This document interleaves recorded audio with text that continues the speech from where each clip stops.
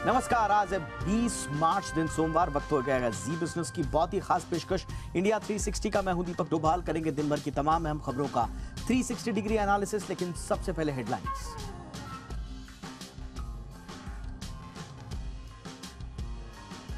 सोने के भाव में तूफानी तेजी। एमसीएक्स पर सोना पहली बार 60,000 के पार। 2 दिन में करीब 2,500 महंगा हुआ गोल्ड। हफ्ते के पहले दिन बाजार हुआ बिकवाली का शिकार। सेंसेक्स 350 से ज्यादा अंक टूटा। निफ्टी में 112 अंकों की गिरावट दर्ज। जापान के पीएम फूमियो किशिदा से पीएम मोदी ने की मुलाकात। बोध जयंती पार्क में दोनों नेताओं ने बाल बोध वृक्ष पर पुष्प अर्पित किए। देसी इस्पात का लिया जायजा। भगोड़े अमृतपाल के चाचा और ड्राइवर का जालंधर पुलिस के सामने सरेंडर। अमृतपाल अब तक फरार। वारिस पंजाब के 114 समर्थक गिरफ्तार। जेपीसी और माफी की मांग पर आज भी संसद में संग्राम। लोकसभा और राज्यसभा की कार्रवाई स्थगित। स्पीकर बोले नारेबाजी के लिए नहीं है सदन। देश में इंटरनेशनल स्कूलों का क्रेज। 5 सालों में एडमिशन 40% तक बढ़े। आखिर क्यों बनता जा रहा है इंटरनेशनल स्कूल खास बच्चों के लिए भारतीय? आज की कवर स्टोरी में करेंगे पूरा विश्लेषण।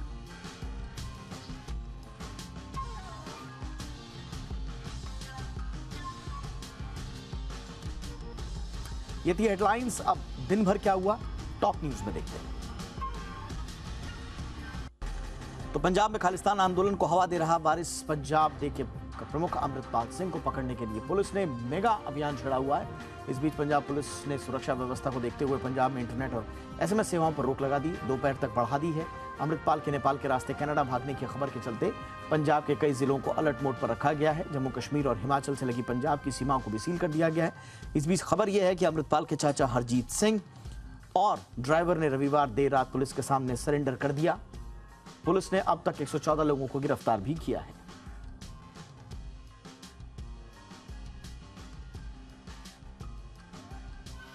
खालिस्तान आंदोलन को हवा दे रहा वारिस पंजाब दे प्रमुख अमृतपाल के पाकिस्तानी खुफिया संगठन आईएसआई से भी जुड़े होने की आशंका है।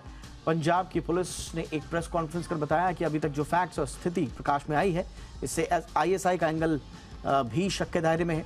पुलिस ने कहा कि उसे विदेशी फंडिंग होने की संभावना है।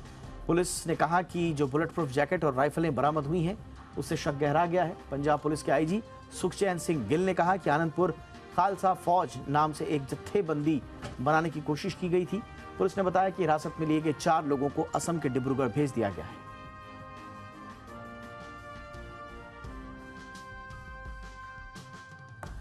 लंदन में भारतीय हाई कमीशन में तोड़फोड़ की घटना के विरोध में आज दिल्ली में ब्रिटिश हाई कमीशन के बाहर जोरदार विरोध प्रदर्शन हुआ।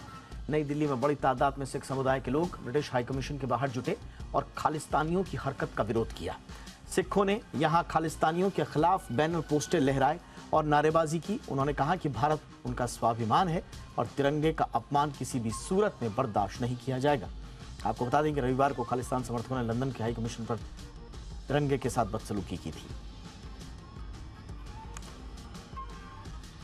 जापान के प्रधानमंत्री फूमियो किशिदा 2 दिन के भारत दौरे पर हैं। आज सुबह दिल्ली पहुंचने के बाद उन्होंने राजघाट पहुंचकर महात्मा गांधी को श्रद्धांजलि अर्पित की। उसके बाद दिल्ली में हैदराबाद हाउस में प्रधानमंत्री मोदी ने पीएम किशिदा से मुलाकात की।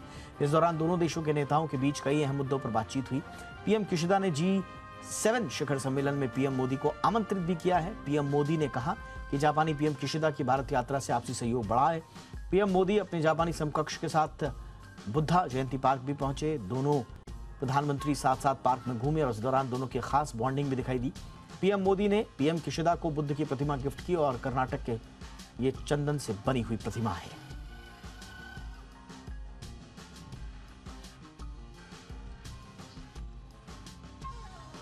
दिल्ली के पूर्व डिप्टी सीएम मनीष सिसोदिया की मुश्किलें कम होने का नाम नहीं ले रही हैं। राउज एवेन्यू कोर्ट ने सीबीआई वाले मामले में मनीष सिसोदिया की न्यायिक हिरासत 14 दिन के लिए बढ़ा दी है। सिसोदिया अब 3 अप्रैल तक न्यायिक हिरासत में रहेंगे। मनीष सिसोदिया फिलहाल ईडी की हिरासत में है। उन्हें वीडियो कॉन्फ्रेंसिंग के जरिए कोर्ट में पेश किया गया था। मामले में सीबीआई का कहना है कि जांच अभी जारी है और अहम मोड़ पर है। उधर सिसोदिया ने कोर्ट को बताया कि एजेंसी ने पिछले 7 दिनों की कस्टडी में उनसे रोजाना महज आधा से 1 घंटा ही पूछताछ की है। सिर्फ गुरुवार को उनसे देर रात तक पूछताछ हुई।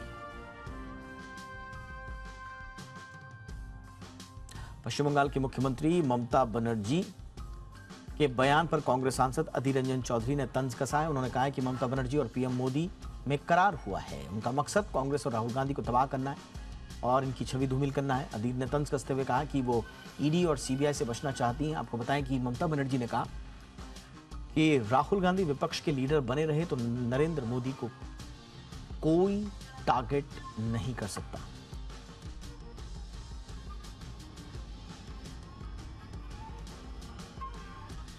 कांग्रेस ने कर्नाटक विधानसभा चुनाव की तैयारियां तेज कर दी हैं। इसी सिलसिले में कांग्रेस के पूर्व अध्यक्ष राहुल गांधी आज कर्नाटक पहुंचे और राज्य के लिए कई बड़ी घोषणाएं की। कर्नाटक विधानसभा चुनाव को लेकर राहुल गांधी ने पहली रैली की। राहुल गांधी ने ग्रेजुएट बेरोजगारों को 2 साल तक हर महीने 3,000 रुपये बेरोजगारी भत्ता देने का ऐलान किया। उन्होंने डिप्लोमा होल्डर्स को 2 साल तक हर महीने 1,500 रुपये दिए जाने का भी ऐलान किया। राहुल गांधी ने कर्नाटक में 200 यूनिट मुफ्त बिजली देने का भी ऐलान किया अगर उनकी सरकार आती है।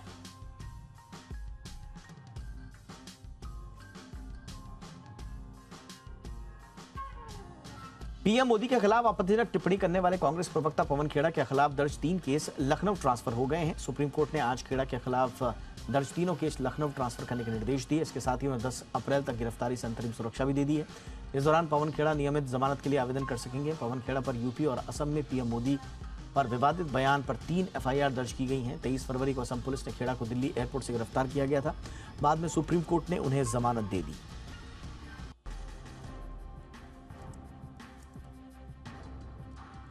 वन रैंक वन पेंशन को लेकर सुप्रीम कोर्ट ने आज केंद्र को एक अहम निर्देश दिया है। कोर्ट ने पेंशनर्स का सभी बकाया फरवरी 2024 तक देने को कहा है। सुप्रीम कोर्ट ने इस साल 30 अप्रैल तक वन रैंक वन पेंशन योजना के तहत योग्य परिवार पेंशनर्स और सशस्त्र बलों के वीरता विजेताओं को बकाया राशि देने को कहा है। सुप्रीम कोर्ट ने बाकी पेंशनर्स को 30 अगस्त 2023, 30 नवंबर 2023 और 28 फरवरी 2024 समान किस्तों में या उससे पहले बकाया राशि का भुगतान करने का निर्देश दिया है।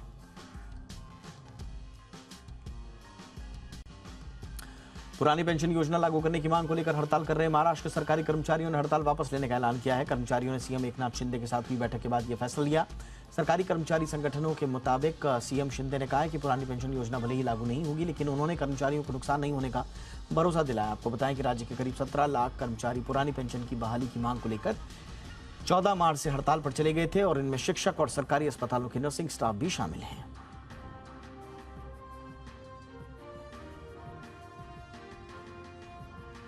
और आइए शुरू करते हैं आज की हमारी कवर स्टोरी।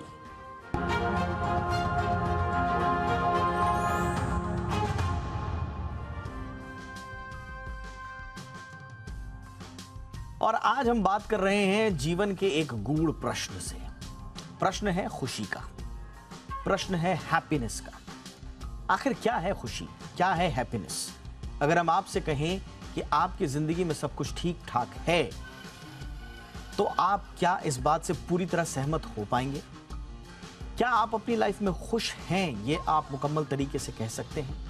शायद ही कोई ऐसा होगा जो ये कहे कि हाँ मैं पूरी तरह से खुश हूं, क्योंकि दौड़ती भागती जिंदगी में लोगों के पास इतना समय ही नहीं है कि वो खुश रह सकें, मुस्कुरा सकें। ज्यादातर नौकरी पेशा लोग सुबह अपने दफ्तर से काम के लिए निकलते हैं और फिर वापस अपने घर लौट जाते हैं। शाम को जब ऑफिस से थक कर वो आते हैं तो मोबाइल या टीवी में व्यस्त हो जाते हैं। शायद आप इसके जरिए खुशियां खोजने की कोशिश कर रहे हो, लेकिन इसे खुश रहना नहीं कहा जा सकता, क्योंकि खुश रहने के लिए आपको किसी वजह की जरूरत नहीं होती है, अक्सर कहा जाता है।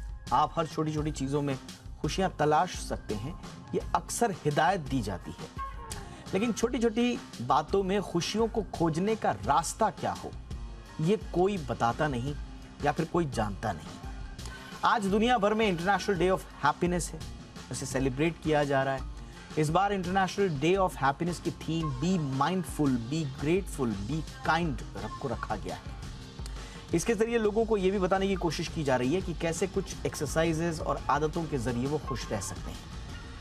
अब आपको कुछ ऐसी महत्वपूर्ण बातें बताते हैं जिससे आम जिंदगी में लोग खुशियों के रंग भरने की कोशिश करते हैं। तो कुछ लोग खुश रहने के लिए कई चीजें करते हैं, जैसे कोई खाना बनाता है, कोई अपनी फेवरेट डिश बनाता है, कोई अपनी हॉबी जो है वो उसे भूलता नहीं, मसलन पेंटिंग, डांसिंग, सिंगिंग, जो भी है वो करना पसंद करता है। ये अपनी अपनी खुशियों के जरिए हैं लोगों के लिए।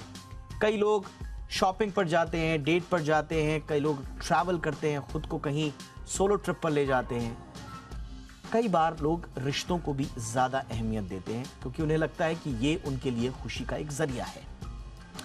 ये भी कहा जाता है कि हर वक्त घर में रहने से बेहतर है कि आप बाहर निकलें, बाहर रहकर लोगों को जानें, लोगों से बातचीत करें, प्रकृति का आनंद लें, ट्रैवल करें, एक दूसरे को, जो दुनिया में बाहरी लोग हैं, दूसरे लोग हैं, उन्हें समझें, उनके दुखों को समझें, जानें, अपनी बातें शेयर करें। शायद इसमें आपको खुशियाँ मिल जाएं। कई लोग ये भी कहते हैं, जो दर्शन शास्त्री हैं, जो फिलोसफिकल जो लोग हैं, वो ये कहते हैं कि आपको दुख तब होता है जब किसी की गलती होती है। कई बार आपकी गलती होती है, कई बार सामने की गलती होती है, तो इसलिए गलतियों को माफ कर देने से भी आपको खुशी मिल सकती है। ये वो फॉर्मूले हैं जो हमारे आसपास मौजूद हैं, लोग इन्हें अपनाते हैं और कई बार खुद हम अपनी लाइफ में इन्हें इंप्लीमेंट करते हैं एक अदद खुशी के लिए। लेकिन क्या इसके बावजूद हम समझ पाए हैं अब तक कि खुशी क्या है? ये थोड़ा सा डीप सवाल हो गया। थोड़ा सा बाहर निकालते हैं आपको और जो वस्तु स्थिति है आज में आपको लौटाते हैं। आज यानी कि वर्ल्ड हैप्पीनेस डे, इसका इतिहास थोड़ा समझिए। हर साल 20 मार्च को इंटरनेशनल डे ऑफ हैप्पीनेस मनाया जाता है। साल 2013 में संयुक्त राष्ट्र ने इसे मनाना शुरू किया। संयुक्त राष्ट्र 20 मार्च को यह दिन दुनिया भर के लोगों में खुशी के महत्व के प्रति जागरूकता बढ़ाने के लिए मनाता है। संयुक्त राष्ट्र महासभा ने 12 जुलाई 2012 को इसे मनाने का संकल्प लिया। इस दिन को मनाने के पीछे मशहूर समाजसेवी जेमी एलियन के प्रयासों का बहुत बड़ा हाथ माना जाता है। उन्हीं के विचारों ने संयुक्त राष्ट्र के महासचिव जनरल बान की मून, जो उस वक्त महासचिव थे, उन्हें प्रेरित किया और 20 मार्च 2013 को इंटरनेशनल डे ऑफ हैप्पीनेस घोषित किया गया। 2013 में संयुक्त राष्ट्र के 193 सदस्य देशों ने खुशी का पहला अंतर्राष्ट्रीय दिवस भी मनाया। लेकिन क्या इंटरनेशनल डे फॉर हैप्पीनेस मना देने से क्या हमें खुशियां मिल सकती हैं? ये अक्सर सवाल पूछा जाता है। लेकिन कम से कम आज का एक दिन हमारी लाइफ में जरूर आता है जब हम थोड़ा सा ठहर कर खुशी, हैप्पीनेस, इसके मायने ढूंढने की कोशिश करते हैं, इसे जीवन में आत्मसात करने की कोशिश करते हैं। क्योंकि कोई भी इस दुनिया में दुखी रहने के लिए नहीं आया है। हर कोई चाहता है कि उसकी ज़िंदगी में शांति रहे, सुख रहे, खुशी रहे। तो थोड़ा ठहर कर आज ये समझने की कोशिश करते हैं कि दरअसल ये खुशी का रास्ता कहाँ से आता है और कहाँ जाता है, और क्या इस रास्ते हम अपने कदम आगे बढ़ा सकते हैं। इस पर बातचीत करने के लिए दो खास मेहमान इस वक्त मेरे साथ हैं। डॉक्टर जयंती दत्ता वरिष्ठ मनोवैज्ञानिक हैं। डॉक्टर दत्ता, बहुत बहुत स्वागत है मैम आपका। डॉक्टर अंजलि छाबड़िया हैं, जानी मानी मनोचिकित्सक हैं। डॉक्टर अंजलि, आपका भी बहुत बहुत स्वागत है। डॉक्टर जयंती, मैं चर्चा की शुरुआत आपसे ही करना चाहूंगा और ये सवाल जो मैं आपसे पूछ रहा हूं ये बहुत सारे लोगों ने आपसे पूछा होगा। आई एम श्योर आपने टू योर बेस्ट इसका आंसर देने की कोशिश की होगी। लेकिन क्या वाकई में हम एक इंसानी जीवन में क्या इसका कोई उत्तर है? जैसा कहा जाता है कि कई प्रश्न ऐसे होते हैं जिनका कोई उत्तर नहीं होता। इसे दर्शन शास्त्री अप्राकृत्य कहें, कई इसके लिए शब्द हैं जिसकी कोई विवेचना नहीं है, जिनके कोई आंसर्स नहीं है। तो क्या खुशी क्या है, इसका कोई आंसर है मैम? डॉक्टर दत्ता। सर्टनली, देखिए, खुशी एक ऐसी चीज है, उसके बगैर आप जिंदा नहीं रह सकते। आप सुबह उठते हैं, रात को सोते हैं, अगले दिन का सुबह जो है उसकी शुरुआत अगर आपके अंदर खुशी नहीं है तो आप कर नहीं सकते। हाँ, ये ज़रूर है, इंडिविजुअल डिफरेंसेस है। उम्र के साथ साथ आपकी चाहिदाएँ, आपकी वांट्स, आपकी डिमांड्स और किस लेवल से आप खुश होते हैं वो बदलता रहता है।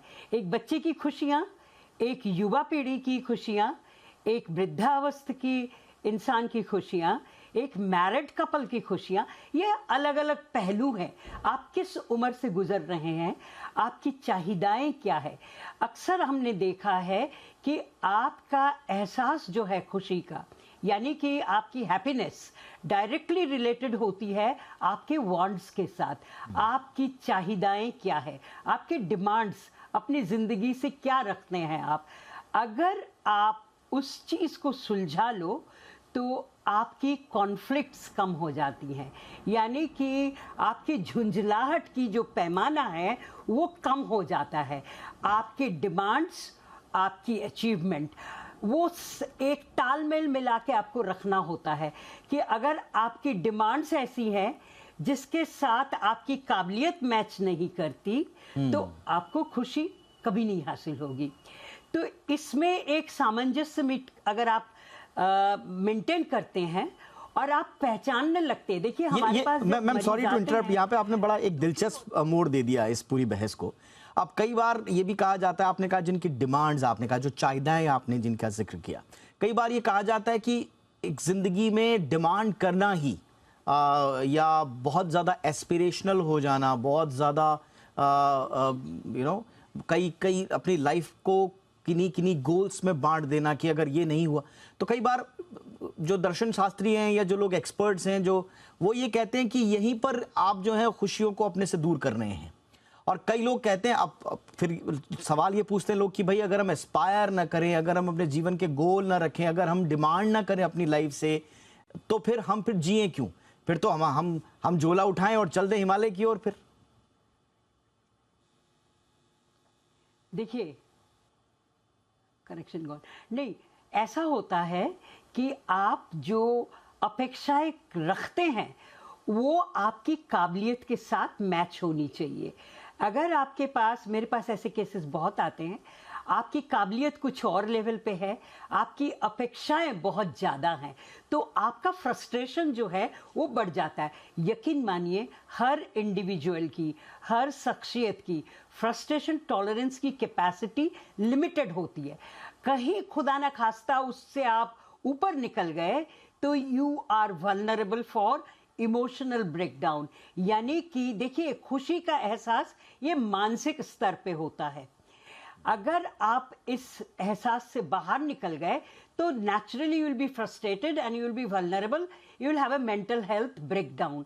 तो उससे बचने के लिए 2-3 चीजें हम अक्सर बोलते हैं कि आप अपनी दिनचर्या को एक सिस्टमेटिक डिसिप्लिन में बांध लीजिए और आप तयशुदा तरीके से अपने गोल, आप चाहते क्या है जिंदगी से, उसको, अगर आपको प्रोफेशनल हेल्प लेना है ले लीजिए, लेकिन उनको तयशुदा तरीके से आप निर्धारित करें और स्टेप बाय स्टेप उसके तरफ अग्रसर होते जाइए।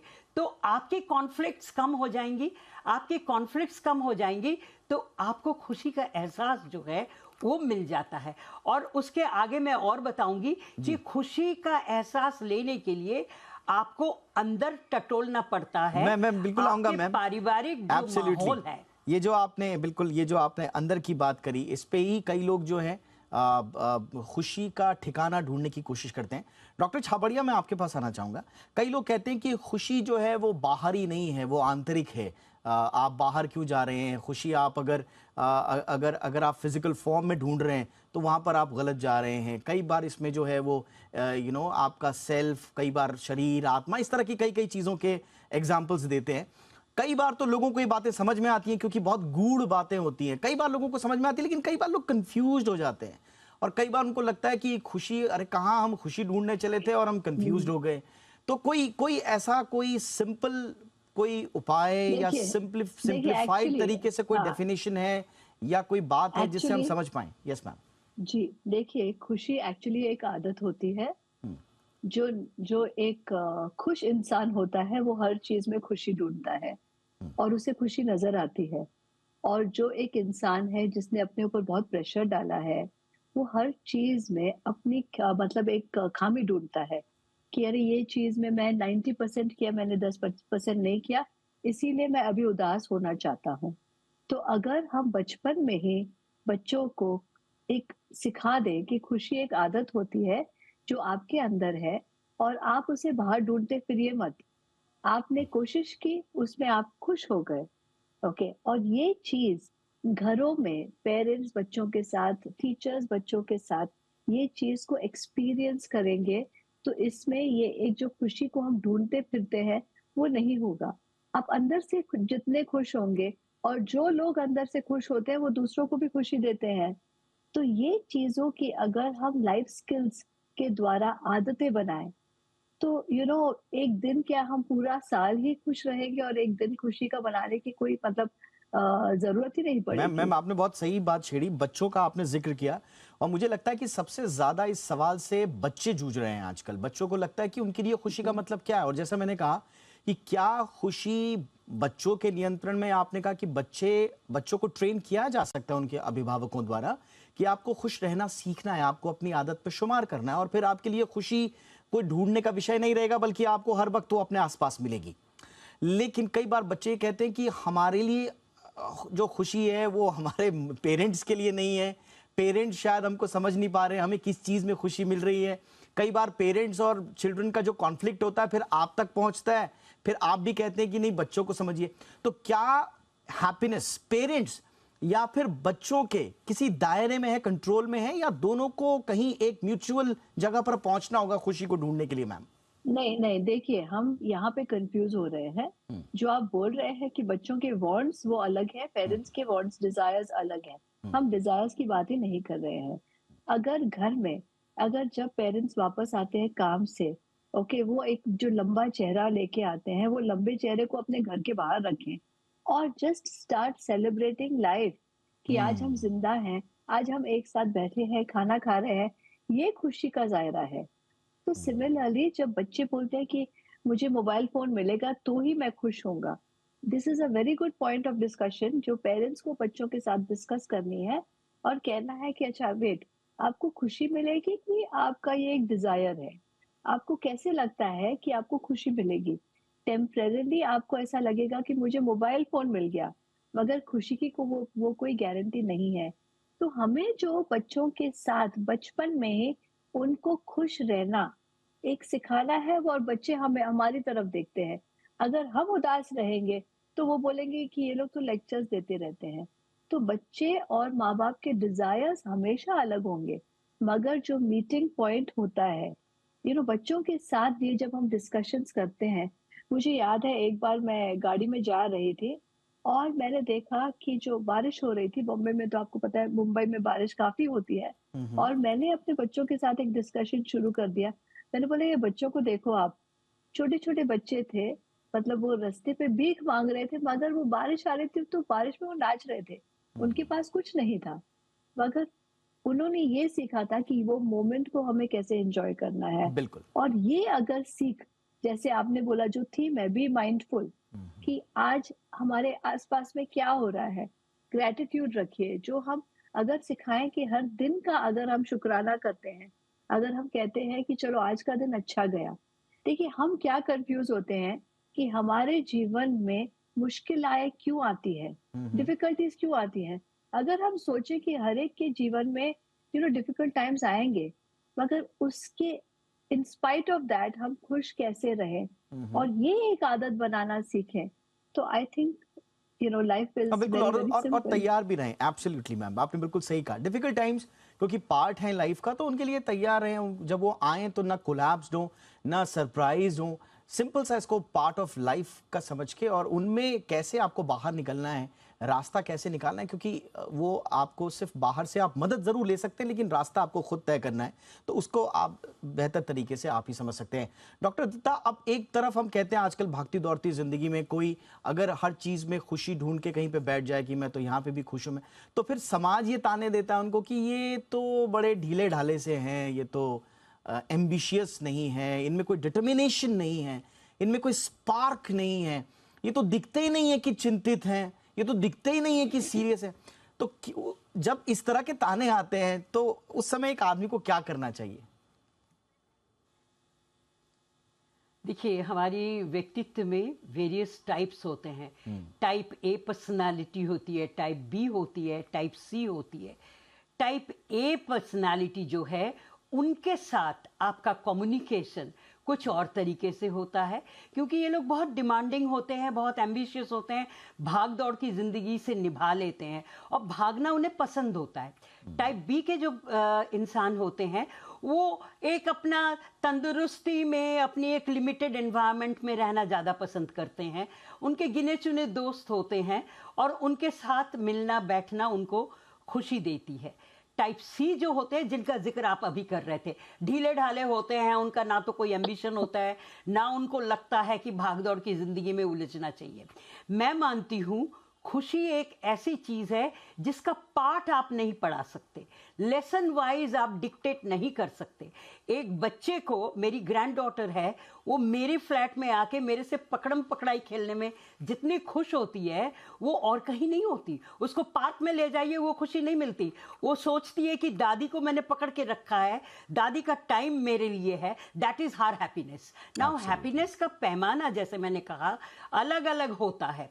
हाँ, हैप्पीनेस के लिए आपको सबको मिलके एफर्ट करना चाहिए, लेकिन ऐसा नहीं है कि आप पाठ पढ़ा दें और खुश रहने की शिक्षा जो है वो दे दें। हाँ, आप एज एन एडल्ट आप मदद कर सकते हैं।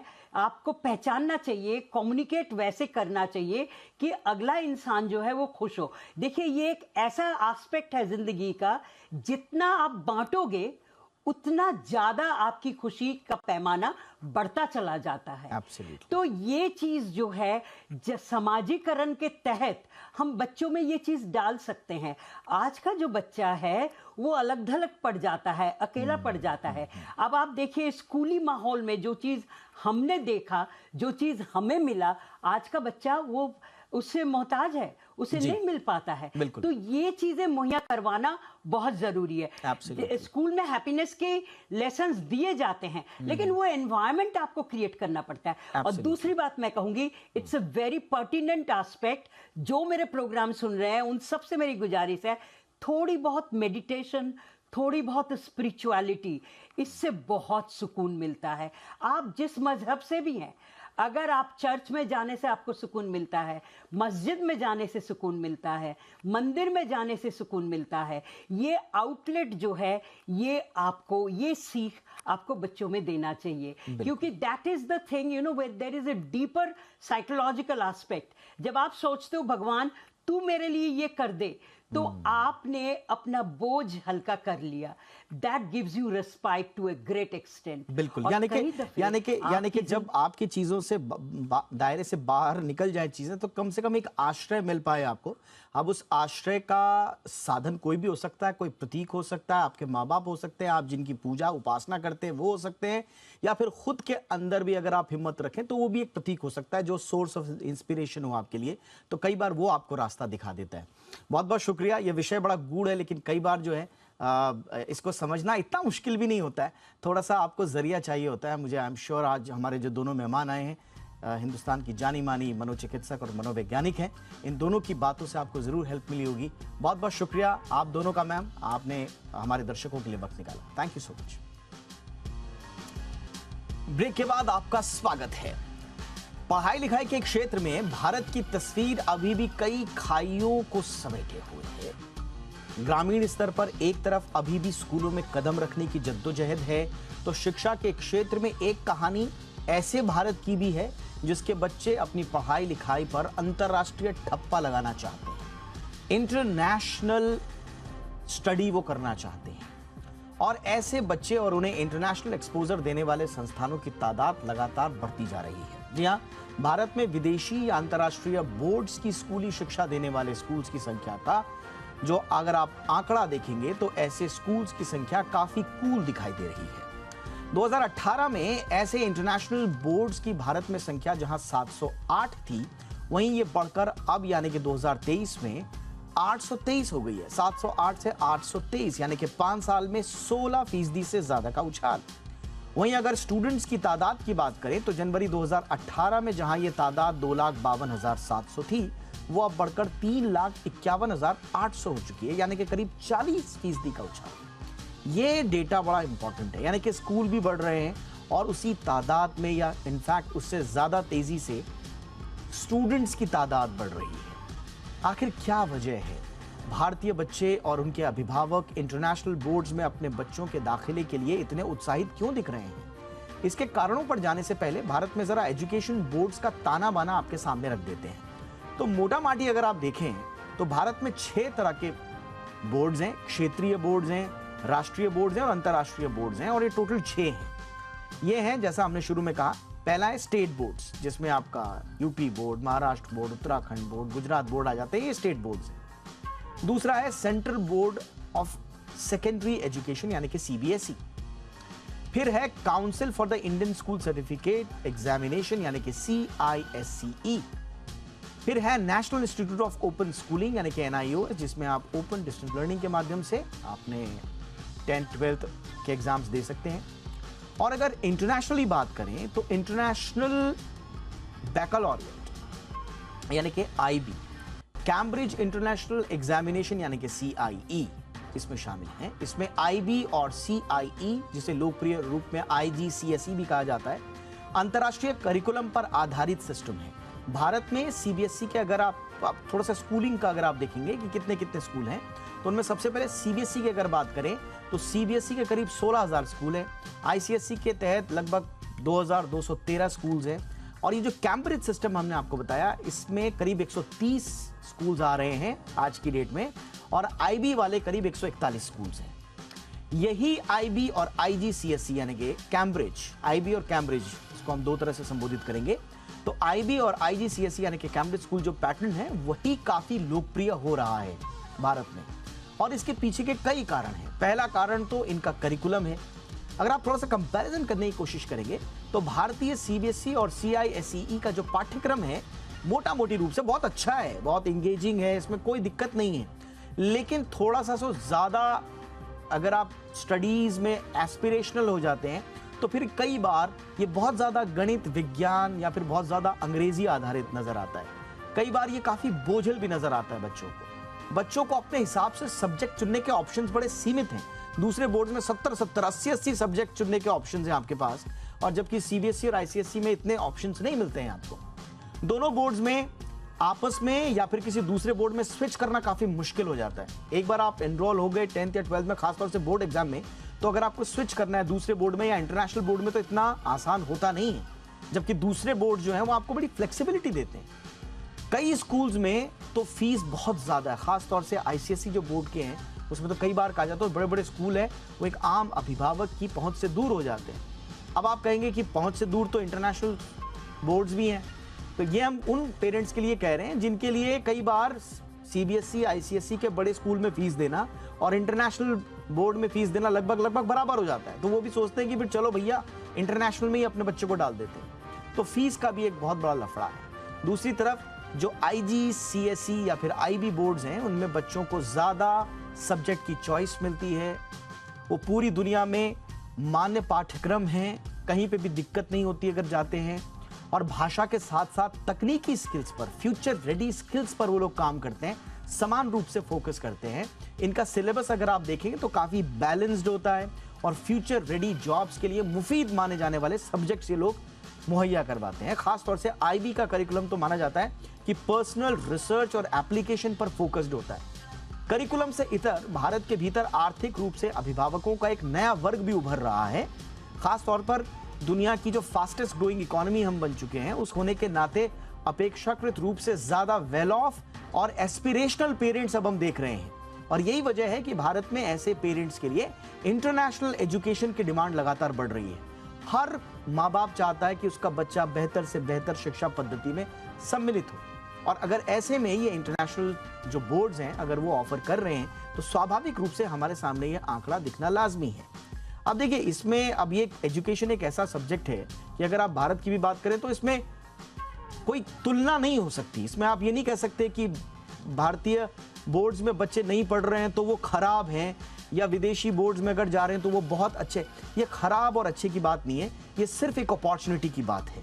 तो इसीलिए इसको इस नज़रिए से कई पेरेंट्स देख भी रहे हैं, और हर पेरेंट्स यही चाहता है कि फ्यूचर रेडी जॉब्स के लिए उस बच्चे के दायरे जो है वो जियोग्राफिकली और एजुकेशनली सीमित ना रहें। इसलिए वो ज़्यादा से ज़्यादा एस्पिरेशनल हो रहा है अपने बच्चे के लिए। वो अपने बच्चे को ज़्यादा फ्यूचर रेडी जॉब्स के लिए तैयार रखना चाहता है, उसके लिए वो ज़्यादा प्रिपेयर्ड रहना चाहता है और अपने बच्चे को भी फ्यूचर रेडी करना चाहता है, संभवतः इसीलिए। लेकिन इसके मायने ये भी नहीं है कि हम हाथ पर हाथ धरे रखकर बैठे रहें। CBSE और ICSE और जो हमारे स्टेट बोर्ड्स हैं उनमें भी शिक्षा की जो गुणवत्ता है उसमें काम किया जा रहा है, लेकिन और बेहतर हो तो क्या बात है। दिल्ली में अभी हमने देखा कि दिल्ली के कई स्कूल्स को जो IB के पैटर्न में लाने की बात कही गई। महाराष्ट्र में भी हमने देखा कई स्कूल्स को इंटरनेशनल एक्सपोजर का बनाने की बात की गई। बीएमसी से मान्यता प्राप्त कुछ स्कूल्स में भी आईबी सिस्टम लागू करने की बात की। तो कुल मिला के हम लोग भी कोशिश कर रहे हैं कि अंतर्राष्ट्रीय मानकों के अनुरूप हम भी अपनी पढ़ाई को रखें, लेकिन ये थोड़ा सा जर्नी लंबी है। अभी इस जर्नी का हिस्सा वही लोग बन पा रहे हैं जिनके पास ये क्षमता वहन करने की स्थिति है। जिनके पास नहीं है वो उनके लिए क्या किया जा सकता है, और ये शिक्षा में गुणवत्ता की जो खाई है इसको कैसे पाटा जाए, इस पर बातचीत करने के लिए इस वक्त बेहद खास मेहमान हमारे साथ जुड़ चुके हैं। हमारे साथ हैं फ्रांसिस जोसेफ साहब, जो कि एग्जीक्यूटिव डायरेक्टर हैं जेम्स एजुकेशन इंडिया के। फ्रांसिस जी, बहुत बहुत स्वागत है सर आपका। अपने ओपनिंग रिमार्क में कुछ नमस्ते सर। अपने ओपनिंग रिमार्क में हमने कुछ कोशिश करी इसको समेटने की, लेकिन जैसे जैसे मैं इसके बारे में स्टडी कर रहा था तो मुझे कुछ कुछ समझ में तो आ रहा था कि जो इंटरनेशनल बोर्ड्स हैं या इंटरनेशनल स्कूल्स हैं उनके लिए क्रेज क्यों बढ़ रहा है, लेकिन कोई खास वजह आप देखते हैं कि इतना बड़ा उछाल 5 साल में 40% स्टूडेंट्स का बढ़ना, 16 से 17% स्कूल्स का बढ़ना, ये इसकी आपको कहानी क्या समझ में आती है सर? सो आई थिंक दोनों तरफ से मूवमेंट है। Right from school owners point of view काफी एक मूवमेंट हो रहा है, बिकॉज आप जानना चाहिए कि देयर आर रीजंस क्यों सब लोग स्कूल बनाते हैं। राइट, वो एक लॉजिक समझना बहुत इंपॉर्टेंट है। Someone who has access to land and land bank, जो रियल एस्टेट हो, पॉलिटिशियंस हो, जिसके पास लैंड है वो बनाते हैं स्कूल। जिसके पास कैपिटल है वो बनाते हैं, कंपनीज बनाते हैं, प्राइवेट इक्विटी फर्म्स बनाते हैं। And someone who has got legacy institution, जो सालों से स्कूल बना रहे हैं, वो स्केल कर रहे हैं और नया नया स्कूल बना रहे हैं। तो ये 3 कैटेगरी के स्कूल ओनर्स हैं आज के टाइम में। इफ टुडे एक स्कूल अगर बॉम्बे सिटी में बनाना है, right, to buy a property and to make a school, it is next impossible, because उतना कैपिटल लगेगा। तो मोस्ट ऑफ द स्कूल्स आप जब भी देखोगे सब रेंटल्स पे आ रहे हैं। तो रेंटल का cost determines the fee structure today. I want to थोड़ा क्लैरिफाई करना था ताकि why fees are increasing, right. तो अभी अगर हम मुंबई में स्टार्ट करेंगे तो 4.5 लाख के बिना स्कूल चालू नहीं होगा। अभी अगर एक स्कूल ओनर को उतना चार्ज करना है तो has to look into some curriculum जो पेरेंट्स के परसेप्शन के अनुसार वो बढ़े पैसा। तो वैसा एक फी स्ट्रक्चर होना चाहिए। पेरेंट के परसेप्शन में कौन सा curriculum is most expensive, is an IB और अ कैम्ब्रिज। सो दैट्स हाउ बहुत स्कूल ओनर्स आईबी और कैम्ब्रिज पे आते हैं। You know, they won't start a state board और अ सीबीएसई बिकॉज सोचते हैं कि बच्चे उतना कॉस्ट में नहीं आएंगे, बिकॉज ऐसा परसेप्शन नहीं है। So that is one moment from the school owner's point of view. Parents today काफी ट्रैवल्ड पेरेंट है, राइट। पहले जैसा नहीं था जो दुनिया देखा नहीं होगा। तो आज के पेरेंट काफी ट्रैवल्ड हैं, उनको पता है एजुकेशन सिस्टम क्या है। कोविड में तो टीचर बेडरूम में आ चुका है थ्रू टेक्नोलॉजी, तो उनको पता है कि what is right, what is wrong. So parents are very smarter. उनको पता है कि पेडागॉजी क्या है। पेडागॉजी ऐसा वर्ड पहला यूज नहीं होता, आज सब पेरेंट को पता है what is pedagogy, which is the way of teaching, the strategy. So parents are much smarter. काफी पेरेंट्स जो कोविड के टाइम में जो मूव हुए हैं, काफी इंटरनेशनल मोबिलिटी हो रहा है, हेल्थ और सेफ्टी पे काफी एक फोकस हुआ है। और इंटरनेशनल करिकुलम स्कूल का एक स्टूडेंट टीचर रेशियो काफी रिस्ट्रिक्टेड है, राइट, लो होता है, not compare to a CBSE or a ICSE जिधर 40 किड्स हो। इंटरनेशनल करिकुलम्स में देयर आर स्कूल्स जिधर 20 बच्चे हो एक क्लास में, 25 बच्चे मिस्टर हो, Joseph, max to max 30। Yes sir, mister Joseph, मैं एक आपको ऑब्जर्वेशन जानना चाहूंगा। आपने अच्छा किया, ये मूवमेंट वाला तो बहुत ही इंपॉर्टेंट एस्पेक्ट आपने रखा कि वाकई में अगर हम देखें तो बीते कुछ सालों में विदेश जाकर नौकरी करने वाले नंबर 1 और विदेश जाकर बस जाने वाले लोगों की तादाद भी बढ़ रही है। अब लोग ग्लोबल सिटीजन हो रहे हैं। स्वाभाविक रूप से वो अपने बच्चों के लिए भी चाहते हैं। कई बार बच्चों को साथ में ले जाना एकदम से पॉसिबल नहीं होता है। पेरेंट्स के साथ रह रहे हैं या वन ऑफ द पेरेंट्स के साथ रह रहे हैं या ग्रैंड पेरेंट्स के साथ रह रहे हैं, तो कई बार ये होता है कि उनको विदेश के लिए रेडी किया जाए। लेकिन मैं थोड़ा सा आपसे समझना चाह रहा हूं सर, आपका अपना पर्सनल ऑब्जर्वेशन, अपना अनुभव क्या, एक्सपीरियंस क्या है? क्या हमारे यहाँ के जो स्टेट बोर्ड्स तो छोड़ दीजिए, लेकिन आईसीएसई और सीबीएसई बोर्ड्स के जो बच्चे हैं, क्या उनको विदेश में जाकर हायर स्टडी परस्यू करने में या जॉब्स लेने में कोई प्रॉब्लम होती है सर? नहीं नहीं नहीं, they are good enough. So board का कभी मैटर नहीं होता। एक्चुअली लॉट ऑफ पेरेंट्स मुझे कॉल करता है यूजुअली ड्यूरिंग एडमिशन, यही बोलता हूँ, बोर्ड मत चूज कीजिए, स्कूल चूज कीजिए, because finally it is about the leadership और जो टीचर्स जो एक स्कूल बनाता है, इट्स नॉट द बोर्ड। मैं I seen state board school, CBSE school जो काफी अच्छे इंटरनेशनल स्कूल से भी बेटर है in terms of productivity inside the classroom. So it is all about leadership, right? हमारे सीबीएसई और जो बोल रहे हैं कि इंटरनेशनल का ग्रोथ हो रहा है, यस हो रहा है, लेकिन अगर आप कंपेयर करोगे सीबीएसई का जो ग्रोथ हो रहा है वो भी काफी फास्ट हो रहा है, right? Schools are really taking on. आपने अच्छा एग्जांपल दिया मुंबई म्युनिसिपल कॉर्पोरेशन का, और मैं काफी इन्वॉल्व था जब भी हमने स्टार्ट किया ये फ्री स्कूल्स. हमने देखा कि फर्स्ट ईयर में हमने सीबीएसई और आईसीएसई को स्टार्ट किया, राइट? एंड नेक्स्ट ईयर जब भी हमने 10 स्कूल ऑल इंट्रोड्यूस करने को प्लान किया, तभी maximum demand was for CBSE. And then we announce Cambridge and IB. But जो सीबीएसई का जो डिमांड है बच्चों लोगों का is so high. So there are some economic strata का जो lower of the pyramid, middle of the pyramid is really opting for CBSE and ICSE because they also know कि उनको एंट्रेंस में जाना है, उनको वो असेसमेंट का यूज टू होना है, राइट? एंड गवर्नमेंट ने भी देख लिया है, राइट? एनईपी में काफी ये क्लियर है कि हर बोर्ड के बीच में असेसमेंट में एक इक्विटी आना चाहिए. That is why government has announce परख, जो अभी ईटीएस बोल के कंपनी को अवार्ड किया गया टेंडर, जो हर बोर्ड का जो असेसमेंट इक्वल होगा, इक्विटी बनाएगा between state board, national board and international board. And that will be a game changer in my view. ये जो इक्वल असेसमेंट है, मुझे लगता है कि इंटरनेशनल बोर्ड्स और इंडियन बोर्ड्स में बेसिक अंतर ये भी है. जो इक्वल असेसमेंट है उसका भी सिद्धांत एनईपी में लेने की कोशिश की गई है. लेकिन एक और बात है mister Joseph, I am thankful to you कि आपने एनईपी का जिक्र किया. अब हम एक तरफ एनईपी में कह रहे हैं कि भाई उनको रीजनल लैंग्वेज में जो है बच्चों को एजुकेशन दी जाए जो उनके आसपास, और दूसरी तरफ हम कह रहे हैं कि एक तरफ हमारे यहाँ वो वर्ग तैयार हो रहा है जो इंटरनेशनल एक्सपोजर वाले ब्रैकेट में जाना चाहता है. तो ये आपको कॉन्ट्रडिक्शन लगता है या आपको इसमें कुछ और कहानी नजर आती है? कई बार इसमें कंफ्यूजन हो जाता है कि एजुकेशन सिस्टम एग्जैक्टली हम कौन सा परस्यू करना चाह रहे हैं. तो आई थिंक आपने अच्छा क्वेश्चन पूछा, because I was involved when the government of Maharashtra, जब भी उन्होंने एक वर्नाकुलर बोर्ड स्टार्ट किया था 3-4 साल पहले, known as Maharashtra international education board, जो हमने 3 साल किया. Marathi was the medium, and 3 साल किया. After the new government came over, they shut it down unfortunately. But हम लोग 100 स्कूल्स पे स्केल किए थे. एंड मेरा जो एक्सपीरियंस वो बोर्ड का था कि भले वो मराठी लैंग्वेज था, lot of Marathi schools are dying, right? Numbers drop हो रहे हैं. लेकिन हमने जो बोर्ड में देखा, जब भी अच्छा करिकुलम किया एंड जब भी मराठी और जो टीचिंग एंड लर्निंग अगर हमने अच्छा इंप्रूव किया with good curriculum, the numbers were increasing. So काफी स्ट्रेंथ है. It is only like cities like Mumbai, हमको लगता है कि मराठी और a local language is not strong.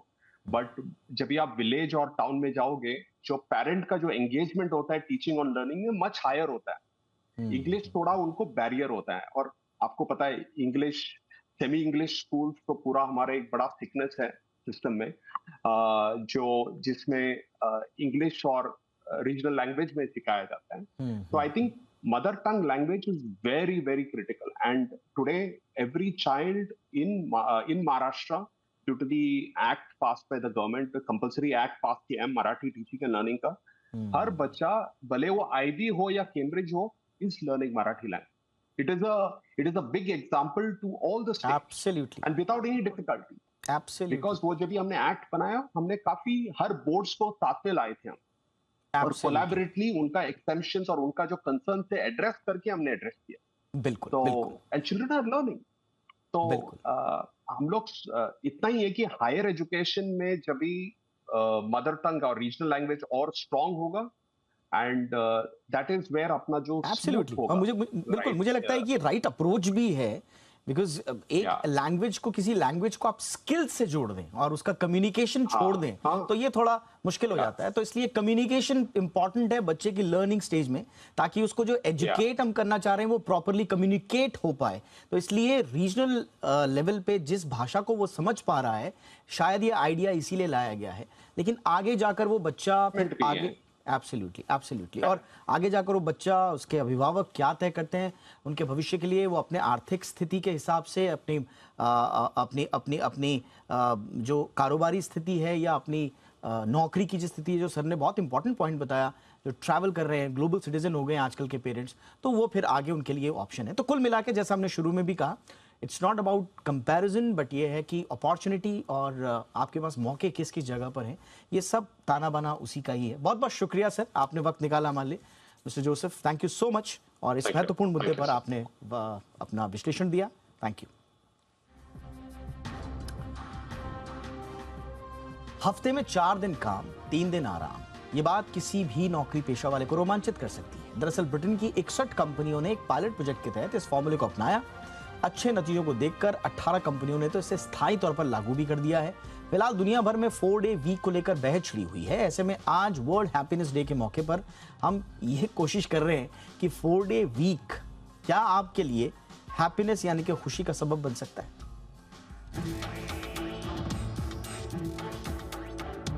4 दिन जमकर काम और फिर 3 दिन आराम, यानी 3 दिन की छुट्टी में परिवार के साथ जी भरकर मौज मस्ती और सैर सपाटा। ये ख्याल ही अपने आप में सुकून देने वाला है, रोमांचित करने वाला है। दुनिया भर में 4 डे वीक को लेकर एक नई बहस छिड़ गई है। फिलहाल 4 डे वीक पैटर्न पर पूरी दुनिया की करीब 350 कंपनियां काम करना शुरू भी कर चुकी हैं। इसी कड़ी में ब्रिटेन में 61% कंपनियों ने पिछले साल जून से लेकर दिसंबर तक 4 डे वीक का एक पायलट प्रोजेक्ट चलाया। इसमें करीब 3000 कर्मचारियों को शामिल किया गया। इस पायलट प्रोजेक्ट के जो नतीजे आए वो बेहद उत्साहजनक रहे। स्टडी में शामिल 61 में से 18 कंपनियों ने 4 डे वीक के फॉर्मूले को स्थायी तौर पर अपना लिया, जबकि कम से कम 56 कंपनियों ने इस फॉर्मूले पर काम करना जारी रखा। स्टडी में शामिल 3 कंपनियां इस प्रोजेक्ट से पीछे हट गईं, तो 2 कंपनियां फिलहाल तय नहीं कर पाईं कि उन्हें 4 डे वीक लागू करना चाहिए या नहीं। हफ्ते में 4 दिन काम के रुझान की बात करें तो ब्रिटेन में करीब 80% लोग और अमेरिका में करीब 66% लोग इसके पक्ष में हैं। वहीं बेल्जियम में कर्मचारियों के पास अधिकार है कि हफ्ते में 4 दिन या 5 दिन में से कोई व्यवस्था चुन सकते हैं। वहीं दुनिया की दिग्गज कंपनी यूनिलीवर ने 4 डे वीक को पायलट प्रोजेक्ट के तहत न्यूजीलैंड में चलाया। इसके परिणाम बेहद अच्छे रहे। यही देखकर कंपनी ने ऑस्ट्रेलिया में भी इस पायलट प्रोजेक्ट को चला रखा है। इसके फायदे की बात करें, स्टडी में कुछ कंपनियों ने पाया कि छोटे शेड्यूल में काम करने से एक तो कर्मचारियों ने हेल्दी और खुशहाल महसूस किया। कई कंपनियों ने पाया कि इस व्यवस्था से उनके रेवेन्यू में बढ़ोतरी हुई है। कर्मचारियों की अनुपस्थिति में भी 34% की गिरावट आई है। कर्मचारियों के तनाव में कमी आई है। उनका टाइम मैनेजमेंट बेहतर हुआ है। कंपनियों की लागत में खर्च में कमी के साथ ट्रांसपोर्टेशन में भी कमी आने से प्रदूषण कम हुआ है। वहीं जापान में 2019 में माइक्रोसॉफ्ट ने एक हफ्ते में 4 डे वर्किंग की शुरुआत की थी। उसके कमाल के नतीजे आए थे। इससे प्रोडक्टिविटी तो बढ़ी ही, साथ ही उनकी बिजली की खपत 23% कम हो गई और प्रिंटर पेपर की खपत में करीब 60% की कमी आई। इसके नुकसान की बात करें तो ये फॉर्मूला खासकर सर्विस और मैन्युफैक्चरिंग सेक्टर से जुड़ी कंपनियों के लिए चुनौती साबित हो सकता है, जिसका काम राउंड द क्लॉक चलता है। इससे इनके कारोबार पर बुरा असर पड़ने की आशंका रहती है, क्योंकि नए पैटर्न पर काम करने के लिए इन्हें नई भर्तियां करनी पड़ेंगी, जो उनके लिए महंगा साबित होगा। फिलहाल भारत में 4 डे वीक को लेकर कोई स्टडी सामने नहीं आई है, जिससे काम के साथ रेवेन्यू और प्रोडक्टिविटी बढ़ने के प्रमाण मिल सके। लेकिन दुनिया में 4 डे वीक को लेकर जो बहस छिड़ी है, उससे भारत भी अछूता नहीं रह सकता। आने वाले दिनों में मल्टीनेशनल कंपनियां यहाँ भी 4 डे वीक को लेकर ट्रायल शुरू कर सकती हैं, लेकिन कब, इसे लेकर इंतजार करना होगा। ब्यूरो रिपोर्ट, जी मीडिया। बात बाजार की। कारोबारी हफ्ते के पहले दिन बाजार में भारी गिरावट देखने को मिली। सेंसेक्स 361 अंक टूटकर 57,628 के लेवल पर बंद हुआ। निफ्टी 112 अंक गिरकर 16,988 के स्तर पर बंद हुआ। निफ्टी बैंक में भी करीब 250 अंकों की गिरावट देखने को मिली। बाजार में एक वक्त गिरावट काफी ज्यादा थी। निफ्टी 250 अंकों से ज्यादा टूट गया था, मगर आखिरी कुछ घंटों में बाजार में रिकवरी आई और गिरावट कुछ कम हुई।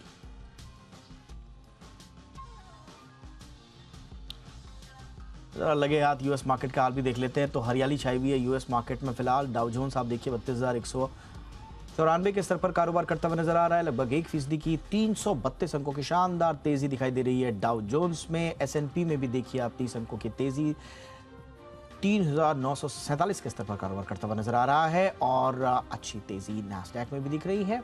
शुरुआती रूप से आप देखें तो 3940 अंकों की तेजी के साथ 11,670 के स्तर पर कारोबार कर रहा है नैस्डैक।